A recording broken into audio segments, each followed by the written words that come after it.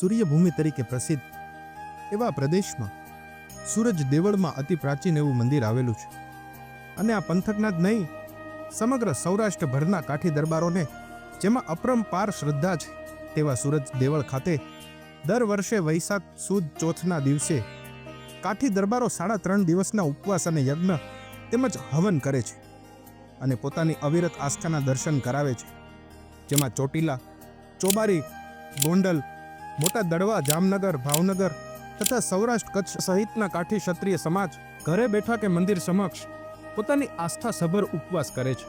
એક સમયે આ પ્રદેશ કાઠિયાવાડ પર કાઠી દરબારોનું રાજ હતું અને તેમના રાજ્યકાળ દરમિયાન અનન્ય શિલ્પ સ્થાપત્યથી શોભતા મંદિરનું નિર્માણ કરાવવામાં આવ્યું. ભગવાન સૂર્યનારાયણના આ મંદિરને સૂરજ દેવળ નામે લોકો ઓળખે છે. કચ્છ પ્રદેશમાંથી અહીં આવીને કાઠી દરબારો વસ્યા એ પહેલા અહીં પરમારોનું રાજ્ય હતું અને તેમના ઈષ્ટદેવ માંડવરાયજી પણ સૂર્યનારાયણનું જ એક સ્વરૂપ છે. પૂર્વાભિમુખ આ મંદિર રથ આકારમાં બનાવવામાં આવ્યું છે. આસપાસ નવગ્રહના મંદિરો અને કશ્યપ મંદિર પણ આવેલા છે. સૂર્યોદયની સાથે, સૂર્યના પહેલા જ કિરણની સાથે આ મંદિરની પ્રતિમા જળહળા બની જાય છે.